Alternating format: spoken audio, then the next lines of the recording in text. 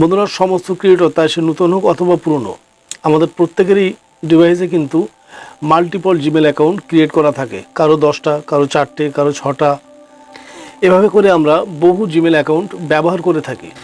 আমাদের creator studio থেকে video upload না করার যে সমস্যাটি রয়েছে সেটি হলো এই বহু জিমেল অ্যাকাউন্টের কারণে।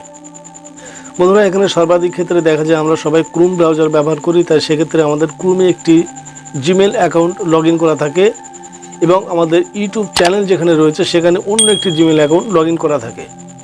তো আমরা যখনই আমাদের ক্রোম ব্রাউজার ওপেন করে ইউটিউব ক্রিয়েটর স্টুডিও সাইটে আমরা ভিজিট করি তখনই কিন্তু সমস্যাটি তৈরি হয়।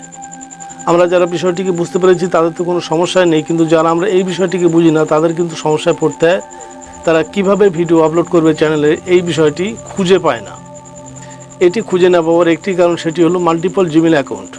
তো বন্ধুরা, আমরা যখন আমাদের ইউটিউব ক্রিয়েটর স্টুডিও ওপেন করব সেখানে আমরা যে সুইচ অ্যাকাউন্ট বলে একটি অপশান রয়েছে, সেই সুইচ অ্যাকাউন্ট সেকশনে আমরা ক্লিক করে সেখান থেকে আমাদের যে চ্যানেলটি রয়েছে সেই চ্যানেলটি সিলেক্ট করে নেব। তারপরেই কিন্তু আমাদের ক্রিয়েটর স্টুডিও সুন্দরভাবে ওপেন হবে, সেখান থেকে আমরা ভিডিও আপলোডটি করতে পারবো।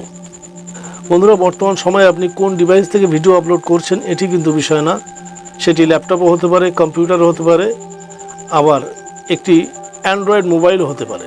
আপনি যেখান থেকেই করুন না কেন সিস্টেম কিন্তু প্রত্যেকটাতেই একই। এবারে আমাদের মনে প্রশ্ন জাগতে পারে, ওয়াইটি স্টুডিও থেকে আমরা ভিডিও আপলোড করব অথবা আমরা ইউটিউব অ্যাপ্লিকেশন ওপেন করে সেখান থেকে ভিডিও আপলোড করব। বন্ধুরা, যদি আমরা এই দুটি সেকশন থেকে ভিডিও আপলোড করার চেষ্টা করি সেক্ষেত্রে কি হবে, ভিডিও আপলোডিং যে প্রসেস রয়েছে সম্পূর্ণ প্রসেসিংটি একসাথে করার সেই সামগ্রিক বিষয়টিকে আপনি একসঙ্গে করতে পারবেন না। যে কারণে আমাদের ক্রিয়েটর স্টুডিও সাইটে যেতে হবে, সেখান থেকে কিন্তু ভিডিও আপলোডটি করতে হবে।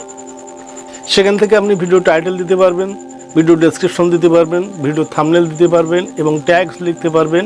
তাছাড়া আপনি এন্ড স্ক্রিনে ভিডিও লাগাতে পারবেন, সাবস্ক্রাইবার বাটন লাগাতে পারবেন। চাইলে আপনি আই কার্ডে আপনার চ্যানেল লিঙ্ক অথবা কোনো ভিডিওর লিঙ্ক সেখানে যোগ করতে পারবেন।